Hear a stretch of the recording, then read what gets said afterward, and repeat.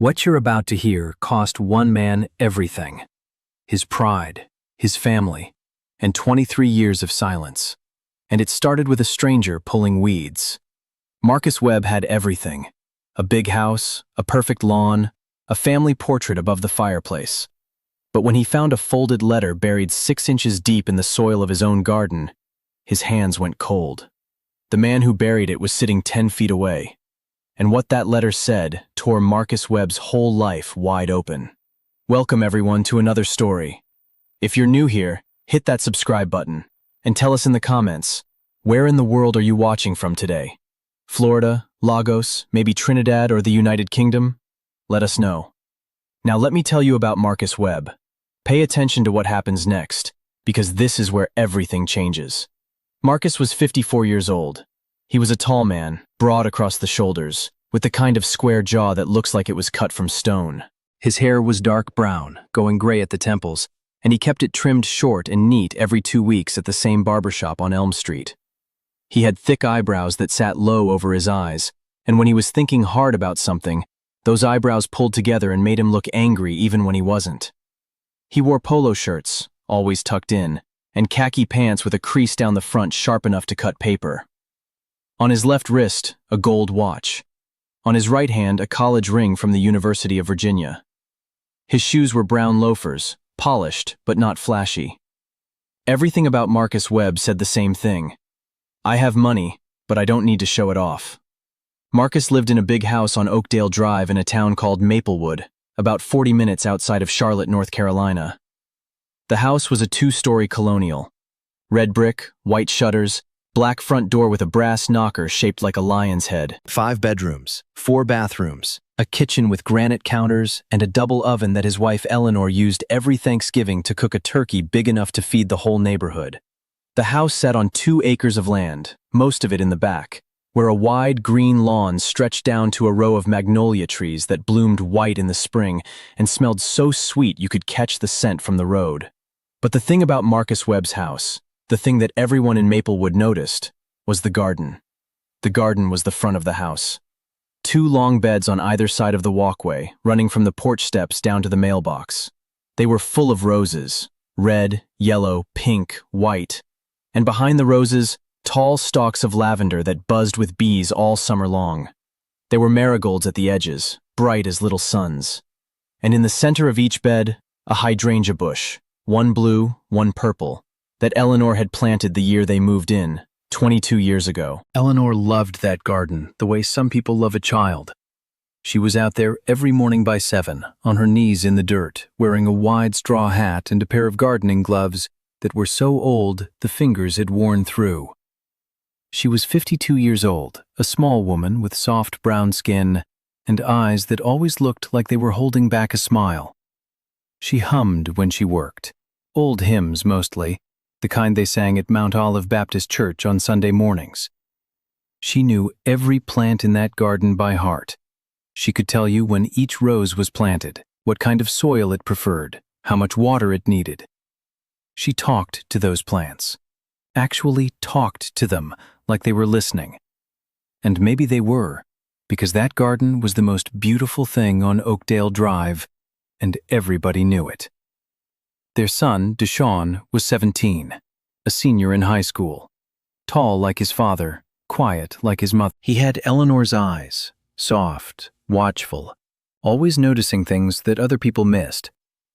He played basketball on the school team, not because he was the best, but because he liked the feeling of being part of something. He kept his grades up, wore his shirts pressed, and said yes ma'am and no sir to every adult he met. He had one habit that drove Marcus crazy. He left his sneakers by the front door every single night, right in the middle of the entryway, and every single morning Marcus would trip over them and say the same thing. Deshaun, if I break my neck on these shoes, I'm coming back to haunt you. And Deshaun would grin and say, I'll move them tomorrow, Dad. He never did. Now, Marcus Webb was a good man, but he was also a proud man. And sometimes pride and goodness don't sit well together in the same heart. Marcus had grown up poor, real poor, the kind of poor where you eat cereal with water because there's no milk, and you wear the same pair of jeans to school 3 days in a row and hope nobody notices. His mother, Loretta, raised him and his two brothers alone in a 2-bedroom apartment in East Charlotte. She worked 2 jobs, cleaning offices at night, folding clothes at a laundromat during the day. Their father left when Marcus was 6 years old. Just left. Went out for cigarettes on a Thursday evening and never came home. Loretta never talked about him after that. She just worked harder. She worked so hard her hands cracked and bled in the winter, and she would wrap them in strips of old t-shirt and keep going. Marcus swore he would never be poor again. He studied harder than anyone in his school. He got a scholarship to UVA. He got a degree in business. He got a job at a finance company in Charlotte, worked his way up, became a partner, made good money. He married Eleanor, bought the house on Oakdale, sent Deshawn to a good school. He did everything right. Everything his father didn't do. And he was proud of it. So proud that sometimes the pride turned into something else, something harder, something that made him look at people who were struggling and think, I made it out. Why can't you? He didn't say it out loud. He would never say it out loud. But it was there, sitting behind his eyes like a shadow. And it was that pride, that quiet, careful pride, that made what happened next so painful. It started on a Saturday in April. The dogwoods were blooming. The air smelled like cut grass and warm dirt. Marcus was standing on the front porch drinking his morning coffee when he noticed something wrong with the garden. The roses on the left side were drooping. The marigolds looked thin. The soil was cracked and dry in patches, even though the sprinklers had been running. Eleanor was inside. She had been sick. Nothing serious, just a bad back that the doctor said needed rest. She couldn't kneel anymore, couldn't bend over the way she used to. She tried, but the pain made her cry, and Marcus told her to stop. The garden can wait, he said. But it couldn't, not really. Gardens don't wait. They keep growing, or they start dying, and Eleanor's garden was starting to die. Marcus didn't know the first thing about gardening. He was a numbers man, spreadsheets, reports, risk analysis. He could tell you the quarterly earnings of any company on the S&P 500, but he couldn't tell you the difference between a perennial and an annual if his life depended on it.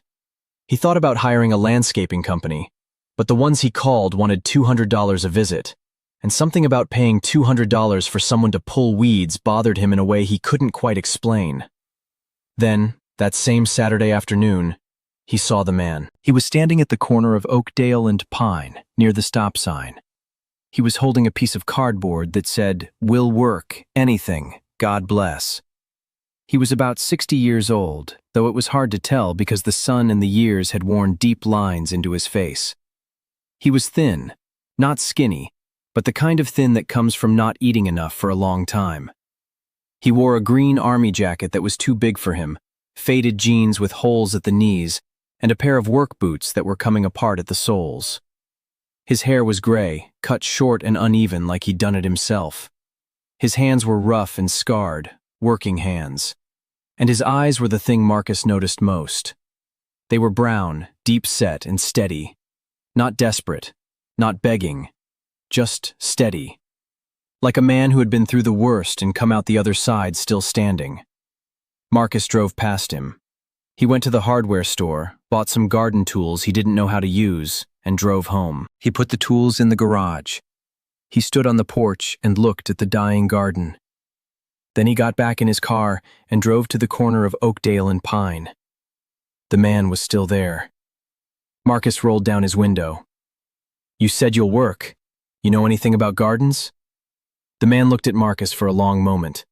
Then he folded his cardboard sign, tucked it under his arm, and said, "I know everything about gardens." His name was Elijah Porter. But this story is far from over. Marcus brought Elijah home. Eleanor watched from the kitchen window as this stranger walked up the front path and knelt down in her garden. She didn't say anything. She just watched. Elijah set his cardboard sign on the porch steps, took off his jacket, rolled up his sleeves, and put his hands in the dirt. Just like that. No tools, no gloves. He pushed his fingers into the cracked soil and felt it the way a doctor feels a pulse. "This soil is tired," Elijah said, more to himself than to Marcus. "Needs compost. needs breathing room. These roses are too close together. They're fighting for water.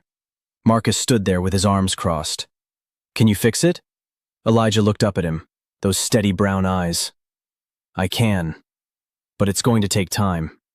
You can't rush a garden. Marcus offered him $30 a day plus lunch. Elijah nodded once and went to work. And that is the thing about trust. Once it starts, it grows in directions you never expect. Elijah came back the next morning at 7 o'clock sharp, and the morning after that, and the morning after that. Every single day, 7 days a week, rain or shine. He walked 2 miles from the shelter on 4th Street where he slept on a cot in a room with 40 other men. He walked in those broken boots, in the early morning dark, and he was never late. Not once. He worked slowly, carefully, with a patience that Marcus had never seen in any person. He pulled weeds by hand, one at a time, making sure to get the whole root. He mixed compost into the soil with a small trowel, working it in section by section, the way you fold butter into dough. He trimmed the roses with a pair of old scissors Marcus had given him, cutting at angles, talking to the plants while he worked. Come on now, he'd whisper to a drooping stem. Stand up straight. You got plenty of sun. Deshaun noticed Elijah first. The boy would come home from school, drop his backpack on the porch, and sit on the steps watching the old man work. At first, Elijah didn't say much. He just worked. But after a few days, Deshaun started asking questions. How do you know where to cut? Elijah held up a rose stem. See this little bump here? That's where the new growth wants to come from. You cut just above it, at an angle, and you're telling the plant which direction to grow. How'd you learn that? Elijah was quiet for a second. Then he said, Somebody taught me a long time ago. Deshaun kept coming back. Every afternoon, he'd sit on those steps, sneakers off because Eleanor didn't allow shoes in the house and the porch was close enough, and he'd watch Elijah work. Sometimes Elijah would hand him a trowel and say, Dig here, gently. And Deshaun would dig. The boy who couldn't be bothered to move his shoes was on his knees in the dirt, carefully loosening soil around the roots of his mother's hydrangeas. Eleanor noticed the change. She watched from the kitchen window every day. She saw Deshaun out there, digging and listening and laughing at something Elijah said. One afternoon, she brought 2 glasses of sweet tea out to the porch. She handed one to Deshaun. Then she held one out to Elijah. Thank you, ma'am, Elijah said. He took the glass with both hands, the way a man holds something precious. Eleanor looked at her garden. The roses were standing straighter. The marigolds were filling in. The lavender was blooming again, purple and thick, and the bees were back. You're bringing it back to life, she said softly. Elijah looked at the garden. Then he looked at his hands, rough, scarred, dirt under every nail. That's what gardens do, he said. They come back. They always come back, if somebody cares enough to tend them. Now here is where everything changes. 3 weeks after Elijah started working, on a Tuesday afternoon in May, Marcus came home early from work. He parked in the driveway and walked around the side of the house to the back garden. Elijah was supposed to be working on the new flower bed Eleanor wanted along the back fence. But when Marcus turned the corner, he saw something that stopped him cold. Elijah was on his knees in the back corner of the yard, near the old magnolia tree. He wasn't planting anything. He wasn't pulling weeds. He was digging. Digging deep, almost a foot down, with his bare hands. And he was placing something in the hole. It was an envelope. A white envelope, folded in half, sealed with tape. Elijah covered it with dirt, patted the soil flat, and stood up slowly. He brushed the dirt from his knees. He stood there for a moment, looking down at the spot where he'd buried the envelope, and his lips moved. Like he was praying, or saying goodbye. Marcus stepped behind the corner of the house. His heart was pounding. What was this man burying in his yard? His mind went to the worst places first. Drugs, stolen money, something dangerous. Every fear that lives in the back of a proud man's mind, every worry about letting a stranger into your home, came rushing up like a wave. He waited until Elijah went back to the front garden. Then Marcus walked to the magnolia tree, knelt down, and dug. The envelope was right where Elijah had placed it, 6 inches deep. Clean white paper, slightly damp from the soil. Marcus's name was not on it. Nobody's name was on it. He turned it over. The tape was tight across the flap. He opened it. Inside was a single sheet of paper, folded twice. The handwriting was neat, careful, slightly shaky, the way an older person writes when they want every word to be clear. Marcus read the first line, and his whole body went still. Dear Marcus, I don't know if you'll ever find this, but I need to say it somewhere, even if it's only to the dirt. And just when Marcus thought he understood, he didn't. The letter continued. My name is Elijah Porter. I am 61 years old. I served in the Army for 8 years. I worked as a groundskeeper for the city of Charlotte for 14 years. I was married to a woman named Grace for 19 years. I have a son. His name is Deshawn. Marcus stopped reading. His hands were shaking so hard the paper rattled. He read the line again. I have a son. His name is Deshawn. His mind raced. That couldn't be right. Deshawn was his son, Eleanor's son. He was right there in the house, probably doing homework or leaving his sneakers in the entryway. But the letter went on. Not your Deshawn. My Deshawn. My boy was born in 1984. He would be 39 years old now. I haven't seen him since he was 3 years old. Marcus let out a breath he didn't know he was holding. But the relief lasted only a second, because the next part of the letter hit him even harder. When my son was 3, his mother left me. She said I was gone too much, working too many hours, and she was right. She took Deshawn to her sister's house in Virginia. I tried to find them. For years I tried. I hired a lawyer with money I didn't have. I wrote letters to every address I could find. They all came back. By the time I finally found an address that worked, my ex-wife told me Deshawn didn't want to see me. She said he had a new father now. She said I should leave them alone. So I did. Marcus looked up from the letter. He looked at the house. Through the kitchen window, he could see Eleanor moving around, making dinner. Through the upstairs window, a light was on in Deshawn's room. He looked back at the letter. I have been homeless for 6 years. I lost my apartment after I lost my job. The city cut the groundskeeping department. I was 55 years old. Nobody hires a 55-year-old man with a bad knee and no computer skills. I slept in my car for a year. When the car broke down, I slept in shelters. When the shelters were full, I slept outside.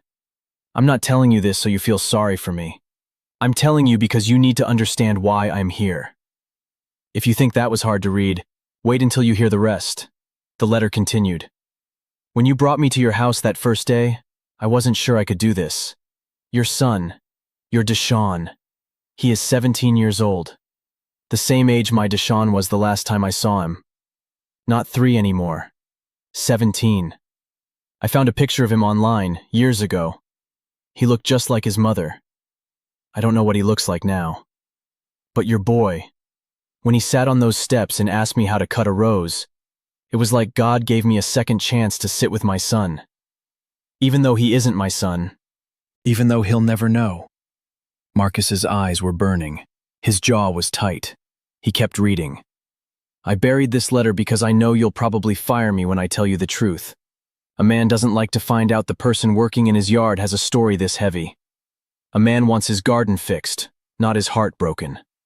But I need to say this out loud, even if it's only to the dirt, because I have carried it for too long.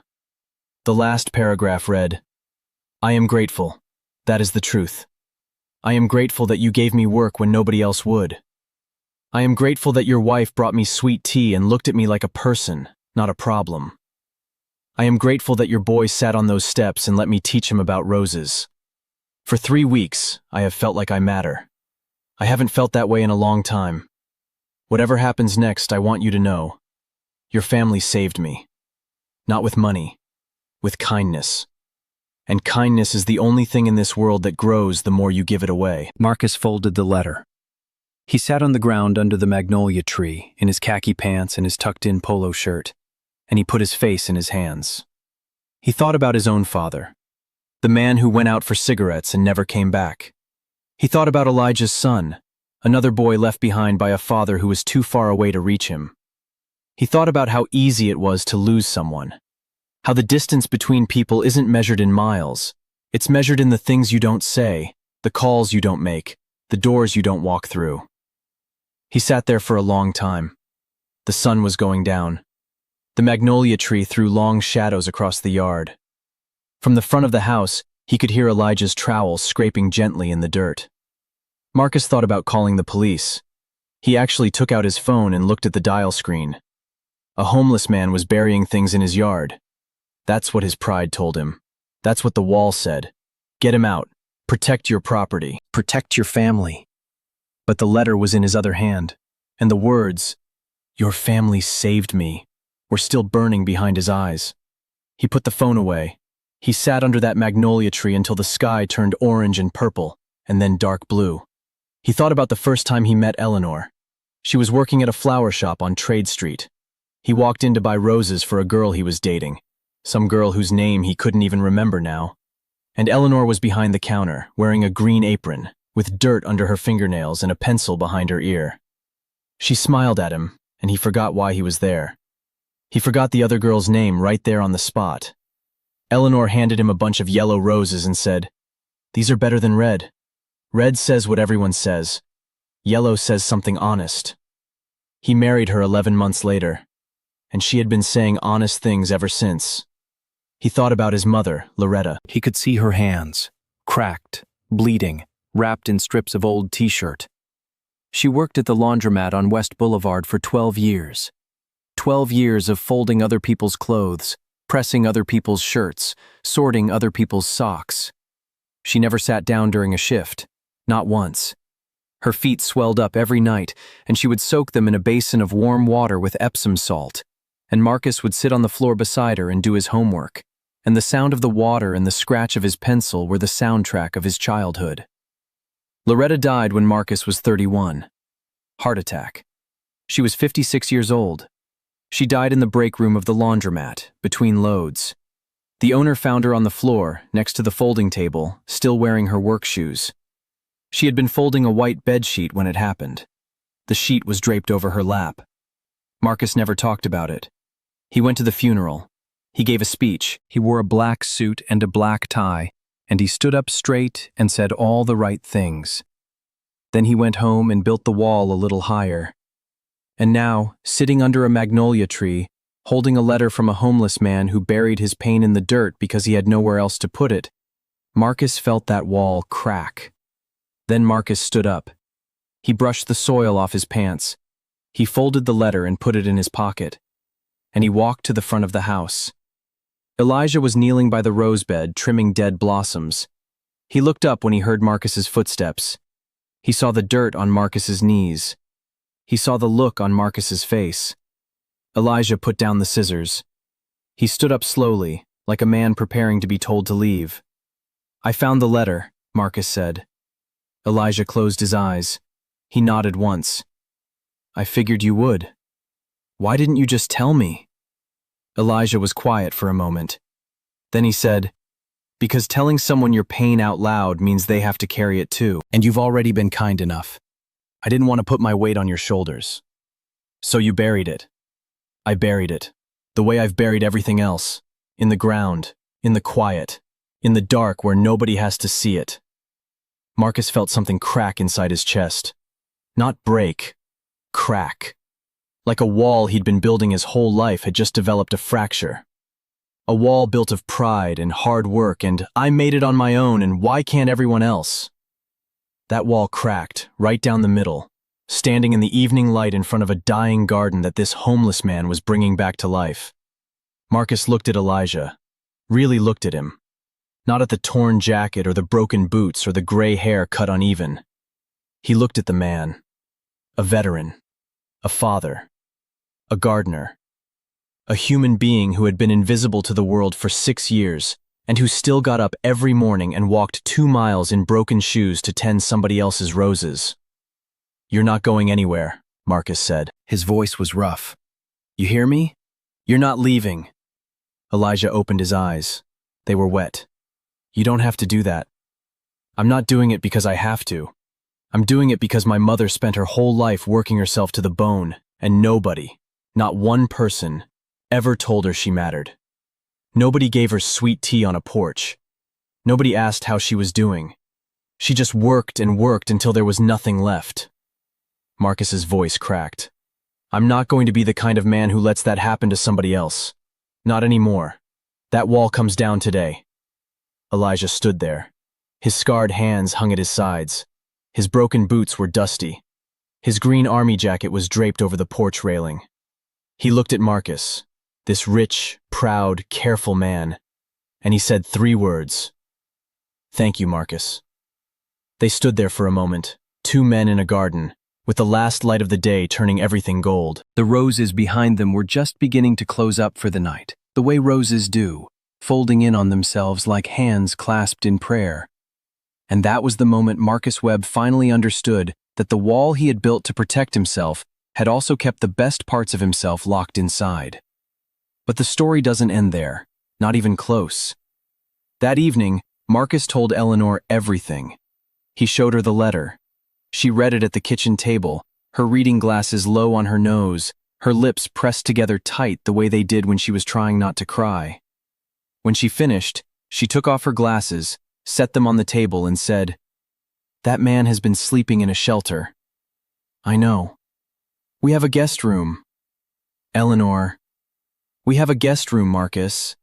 It has a bed and clean sheets and a window that faces the garden." She looked at him. Her eyes were steady, just like Elijah's. "If we can't offer that to a man who has given us 3 weeks of his time and his heart, then what are we doing with all of this?" She waved her hand at the big kitchen, the granite counters, the double oven, the 5 bedrooms, the 2 acres, the magnolia trees. Marcus didn't argue. He knew she was right. He had always known she was right about the things that mattered most. The next morning, when Elijah walked up the path at 7 o'clock, boots coming apart, jacket too big, Marcus was waiting on the porch with 2 cups of coffee, strong, black. He held one out. Elijah took it. He looked at Marcus like he was trying to figure out if something had changed. "You're not going back to the shelter," Marcus said. "You're staying here, guest room, for as long as you need." Elijah shook his head. "I can't accept that. I'm a grown man. I can take care of myself." "I know you can," Marcus said. "That's not what this is about. You've been taking care of yourself for 6 years in shelters and on sidewalks. You've been taking care of my garden for 3 weeks. You've been taking care of my son every afternoon without even being asked to." He paused. "It's not charity, Elijah. It's payment. You're fixing my wife's garden. A garden she spent 22 years building. That's worth more than $30 a day and a ham sandwich. That's worth a bed and a roof and a door you can lock." Elijah looked at the house. He looked at the garden, the roses standing tall, the lavender thick with bees, the marigolds glowing in the early light. He looked at Marcus. Then he looked down at his broken boots, the soles flapping loose, held together with a strip of duct tape. And for the first time since Marcus had known him, Elijah Porter's steady eyes filled with tears. "I haven't slept in a real bed in 4 years," he whispered. "Then it's about time," Marcus said. That night, Elijah slept in the guest room on the 2nd floor of the Webb house. Clean sheets, a real pillow, a thick one, not the flat plastic-covered kind from the shelter. A quilt that Eleanor had pulled from the linen closet, the one her grandmother made, with squares of blue and yellow fabric stitched together by hand. A window that faced the garden. He lay there in the dark, listening to the house settle. The creak of old wood, the hum of the refrigerator downstairs, the tick of the clock in the hallway, the soft, distant sound of Eleanor humming a hymn. Amazing Grace, he thought, though he wasn't sure, from somewhere below. These were the sounds of a home. Not a shelter with 40 cots and 40 strangers coughing through the night. Not a car with the seats folded down and a blanket over the windshield. A home, with people in it who knew his name. He cried into the pillow. Not from sadness. From something he hadn't felt in so long he almost didn't recognize it. It was safety. Pure, simple safety. The feeling of being somewhere you are wanted. And what Elijah didn't know was that down the hall, Marcus was lying awake too. He was staring at the ceiling, thinking about his mother's hands, thinking about the laundromat, thinking about the white bedsheet draped over her lap. And for the first time in years, he let himself cry for her. Not the careful, controlled grief of a funeral speech, the messy, ugly, honest kind. The kind that sounds like a boy who lost his mother. Eleanor heard him. She rolled over, put her arm around him, and held him. She didn't ask what was wrong. She already knew. She had been waiting years for him to let that wall come down. Over the next 2 months, Elijah transformed the garden. He didn't just fix it. He made it into something nobody on Oakdale Drive had ever seen. He planted jasmine along the back fence, the kind that blooms at night, and within weeks, the whole yard was filled with a sweet, heavy perfume that drifted through the open windows and settled into the curtains and the furniture. Eleanor said it made the house smell like church on Easter Sunday.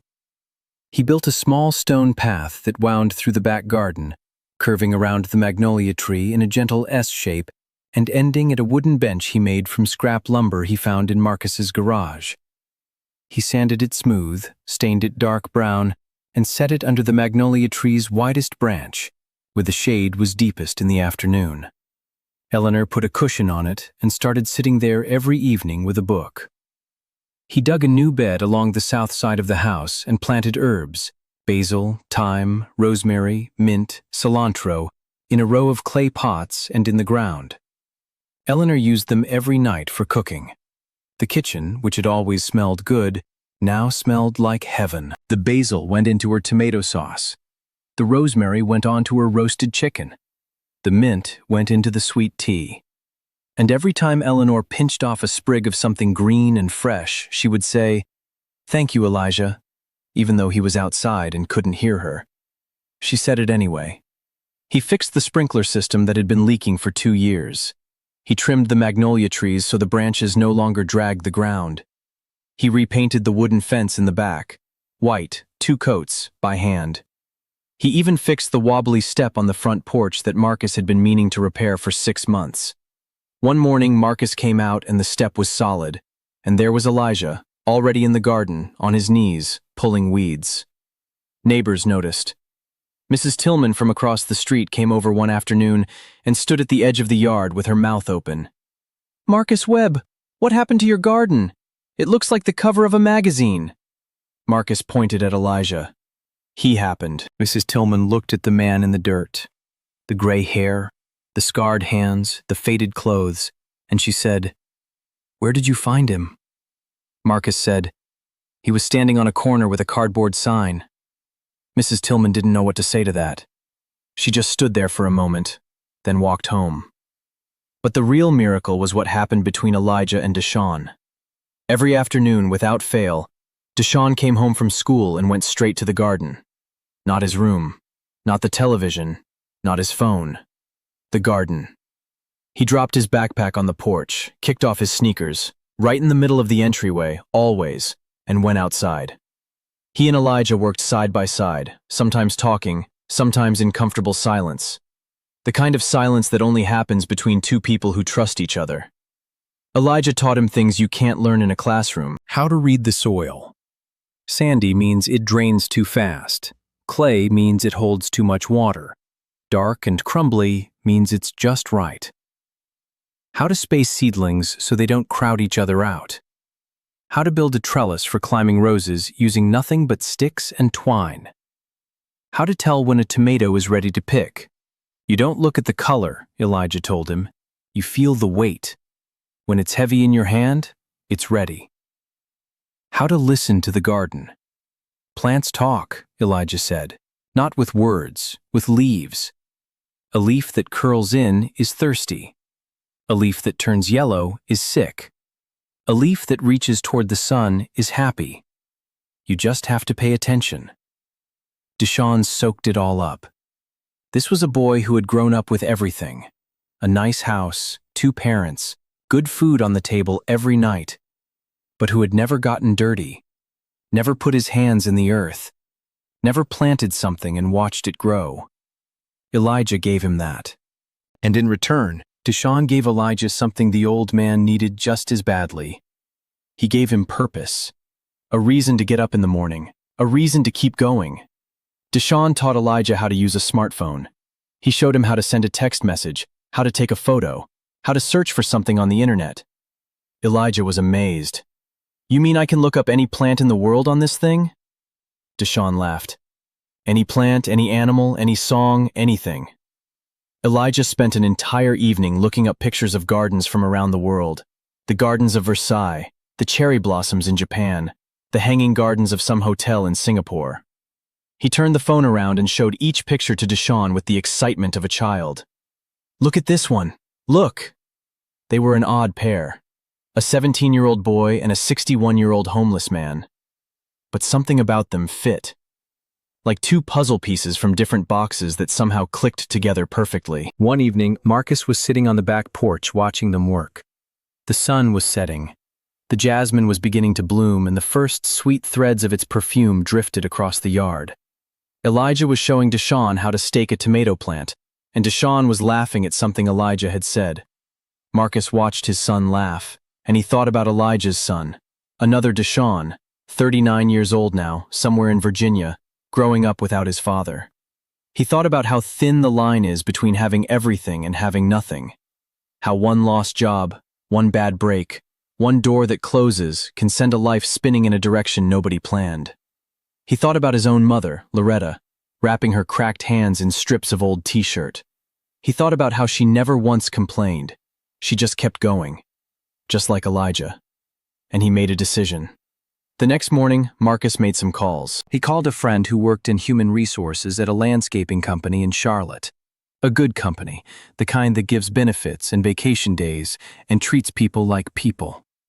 He called another friend who ran a veterans assistance program. He said, "I've got a veteran who served 8 years. He's been homeless for 6. He's one of the best men I've ever met, and he needs help getting back on his feet." His friend said, "Send him to me." Then Marcus called a lawyer, not a cheap one, a good one.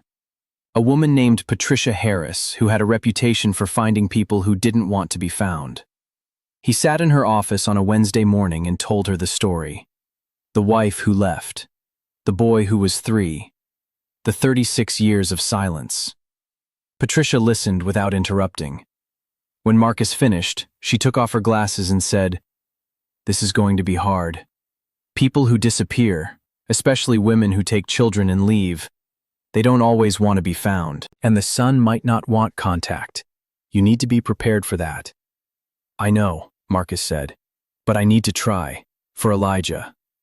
"Does Elijah know you're doing this?" "Not yet.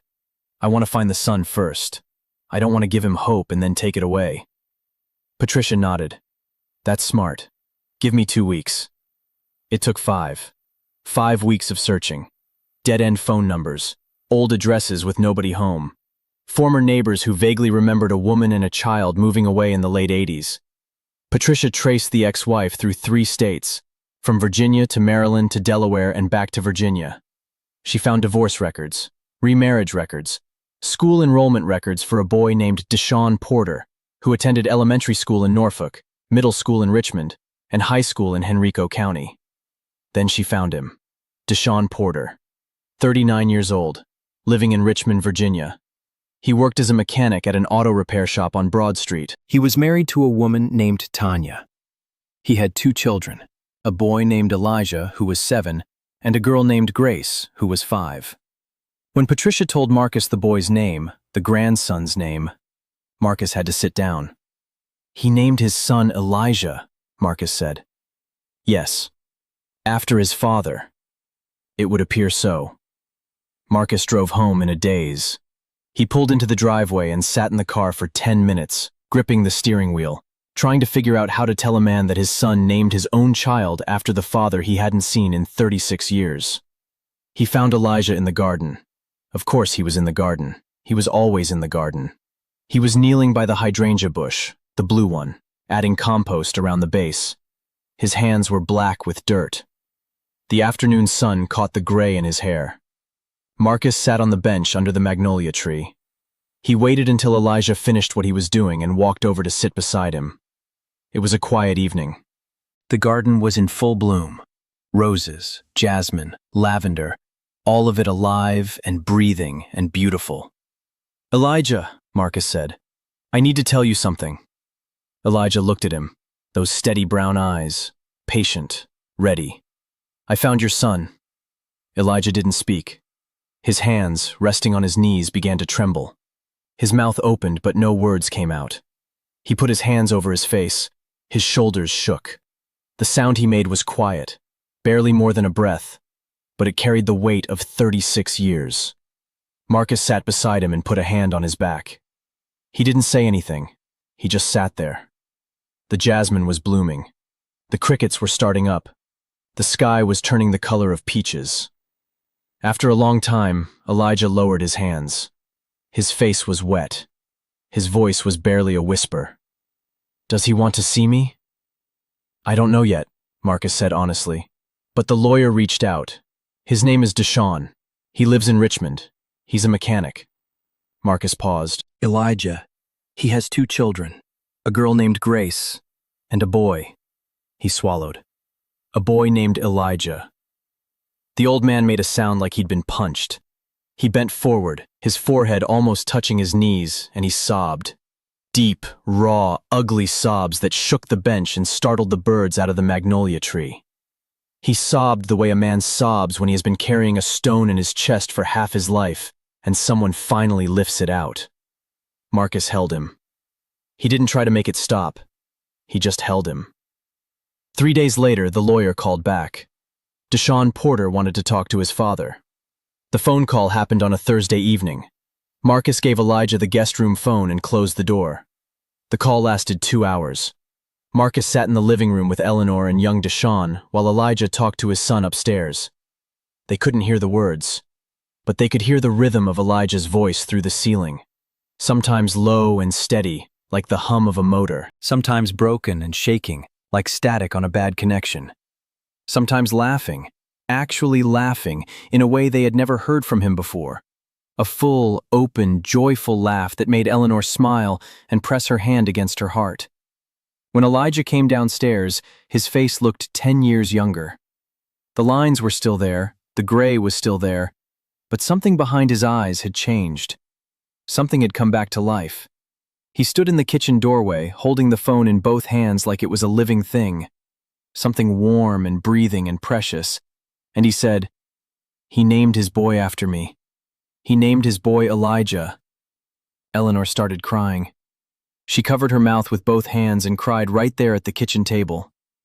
Young Deshaun, the 17-year-old, the one who couldn't be bothered to move his sneakers out of the entryway, stood up from the table, walked over to Elijah, and hugged him. Just wrapped his long arms around the old man and held on. No words, just the hug. The kind of hug that says everything that matters without saying anything at all. Elijah hugged him back. He closed his eyes and held that boy the way he wished he could have held his own son during all those years. And he whispered, so quietly that only Deshaun could hear, "Thank you for sitting on those steps." 2 weeks later, Elijah's son drove from Richmond to Maplewood. He arrived on a Saturday morning. Elijah was in the garden, the way he always was. He was on his knees by the hydrangea bush, the blue one, Eleanor's favorite, when a car pulled into the driveway. A man got out, 39 years old, tall, brown eyes just like Elijah's. He stood by the car for a moment, looking at the house, looking at the garden, looking at the old man in the dirt. Elijah stood up. His knees ached. His hands were dirty. His heart was beating so hard he could feel it in his throat. They looked at each other across 20 feet of front yard and 36 years of silence. Deshaun Porter was wearing jeans and a clean shirt. His hands were rough, mechanic's hands, just like his father's. He had Elijah's eyes, brown, deep-set, steady. But his face was softer, younger, carrying the look of a man who had questions that had been sitting in his chest for decades. Elijah couldn't move. His feet were planted in the dirt. His heart was beating so hard he could hear it in his ears, louder than the birds, louder than the traffic on Oakdale Drive, louder than anything. Then Deshaun Porter walked forward. 1 step, 2, 3. And when he reached his father, he said one thing. "I looked for you too." Elijah's face crumpled. Every line, every wrinkle, every year of hard living, it all collapsed at once. He pulled his son into his arms and held him like he would never let go. Like if he loosened his grip for even 1 second, 36 years would rush back in between them and push them apart again. His whole body shook. The sound he made was not crying. It was deeper than that, older than that, something that came from a place below words. Deshaun held his father. He was taller than Elijah, taller and stronger, and he held the old man up the way a tree holds a vine. He pressed his face against his father's shoulder and said, "I looked for you, Dad. Mom told me you didn't want me, but I never believed her. I looked for you for 10 years. "I'm sorry," Elijah said.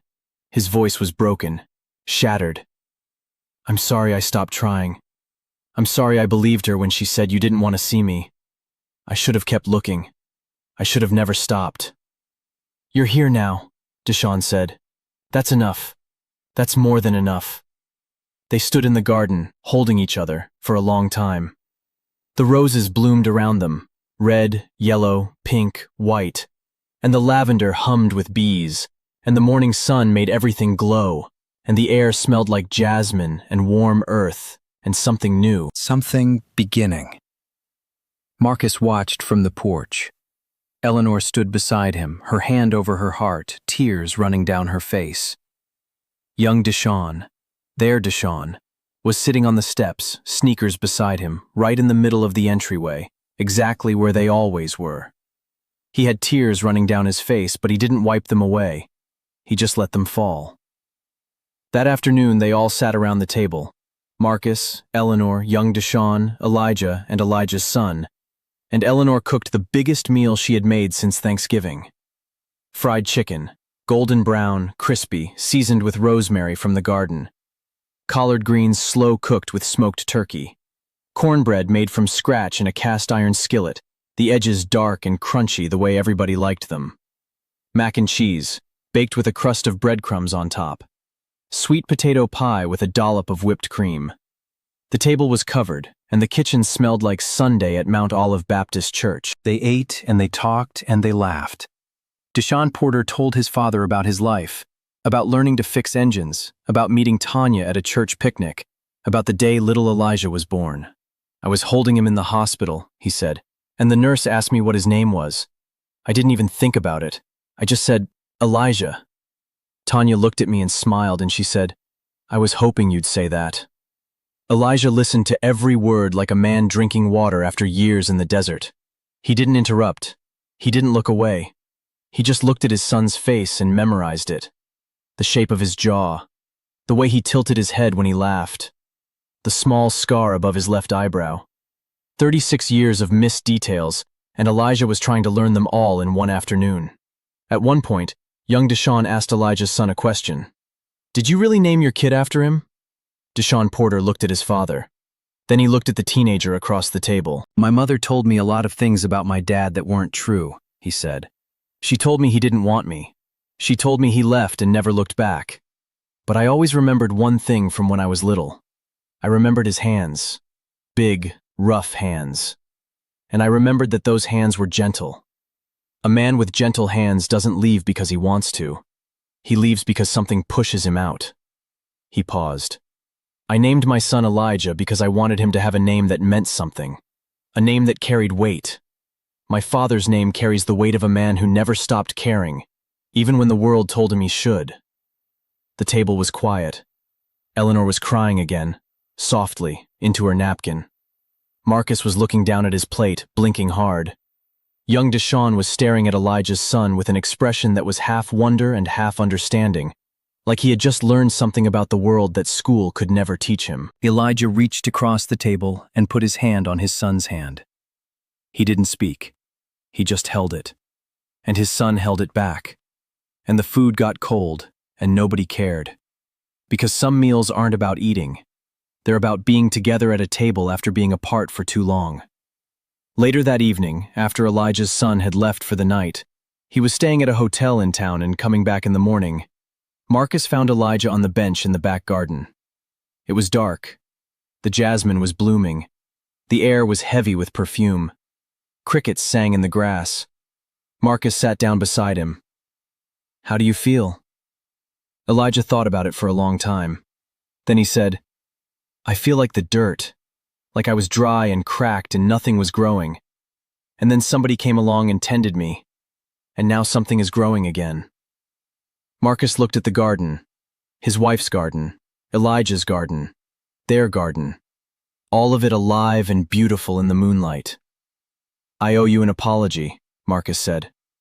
For what? For that first day, when I drove past you at the corner. I drove right past you, Elijah. I went to the hardware store and bought tools I didn't know how to use, and I almost didn't come back. I almost let my pride keep me from stopping. Elijah nodded. But you came back. I came back. That's the only part that matters.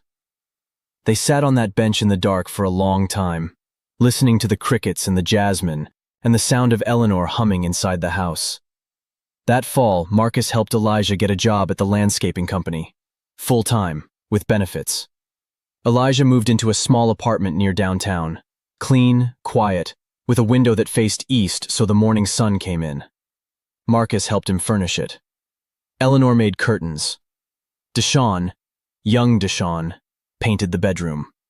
Elijah planted a garden on the small balcony, just 2 pots, one with roses, one with basil.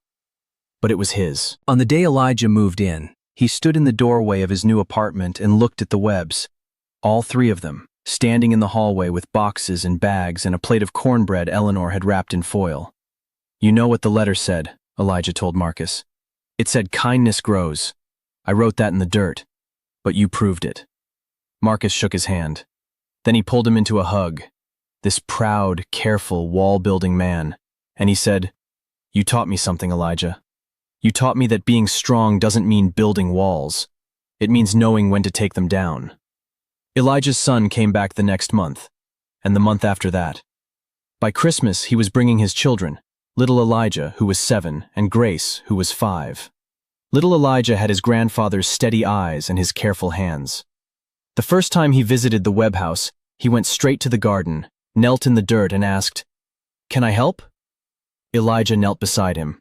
He handed the boy a small trowel. Dig here, he said, gently. Young Deshawn Webb sat on the porch steps, watching. His sneakers were beside him, right in the middle of the entryway, exactly where they always were. He looked at the old man and the little boy in the dirt, and he said to his mother, Mom, I think I want to study something that helps people. Not just money. People. Eleanor smiled. She didn't say anything. She just put her hand on her son's shoulder and let the moment sit. That spring, Eleanor's garden bloomed brighter than it ever had. The roses were tall and thick. The hydrangeas, blue and purple, were so full they looked like clouds. The jasmine Elijah had planted climbed the fence and spilled over the top, and at night, the whole yard smelled like heaven. One Saturday morning, Marcus was sitting on the back porch with his coffee. Elijah was visiting for the weekend. He was in the garden, the way he always was, on his knees, hands in the dirt. Little Elijah, his grandson, was beside him, digging carefully with a plastic shovel.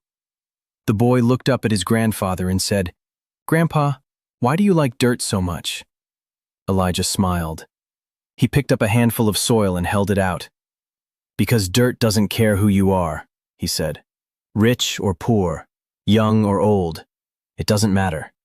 You put a seed in, you take care of it, and something beautiful grows. Dirt gives everybody the same chance. The boy thought about that for a second. Then he said, So dirt is fair. Elijah laughed. That's exactly right. Dirt is fair.